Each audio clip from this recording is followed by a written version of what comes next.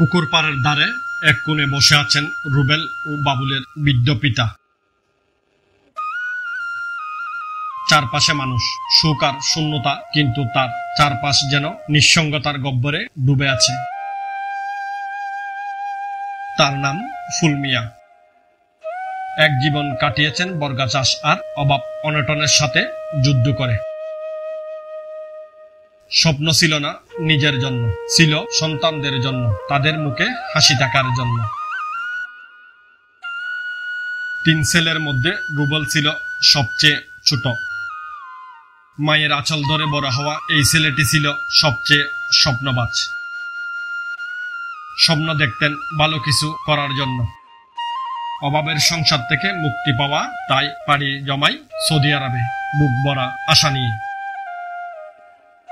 কিন্তু রুবেলের জন্য সৌদি আরব হয়ে দাঁড়ায় দুঃস্বপ্নের মতো।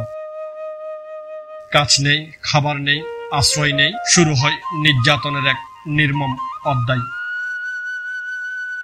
ক্ষুধার তাড়নায় একদিন একটি বার্গার খেয়েছিল, সেই ক্ষুধা মেটাতে গিয়ে শুরু হয় অত্যাচার। সৌদি আরবে যাওয়ার 50 দিনের মাথায় হাসপাতালের বিছানায় নিথর হয়ে যায় রুবেল। রুবেল নেই, কিন্তু বাবার চোখে তখনও তার ফিরে আসার অপেক্ষা। সেই অপেক্ষা চলতে থাকে দিনের পর দিন, পুরো 353 দিন। শেষমেশ রুবেল ফিরল, কিন্তু জীবিত নয়, একটি কাঠের কফিনে বন্দী হয়ে। রুবেলের মরদেহ আনতে গিয়েছিলেন তার বড় ভাই বাবুল ও মামাতো ভাই মোহাম্মদ ওসমান গনি। কিন্তু ভাগ্যের নির্মম পরিহাস, তারা নিজেরাও আর ফিরল না জীবিত। রুবেলের কফিনের পাশে আরো 2টি নতুন কফিন। 3টি কফিন একসাথে এক দরজায়। একজন পিতা আর কতটা ভাঙতে পারে, কতটা সহ্য করতে পারে? বৃদ্ধ বয়সে ফুল মিয়ার জীবন যেন থমকে দাঁড়ায়। বাড়ির সামনের পুকুর পাড়ে বসে শুধু চুপ করে কাঁদছেন আর কাঁদছেন। তার চোখে আর এখন কোনো রং নেই, শুধু ধূসর কালো বিষণ্ণতা। বাবুলের রেখে যাওয়া 2টি শিশু, তারা এখনো বুঝে না কি হারিয়েছে। তবু যেন বাতাসে টের পায় ঘরটা আজ অনেক খালি, অনেক নিঃসঙ্গ।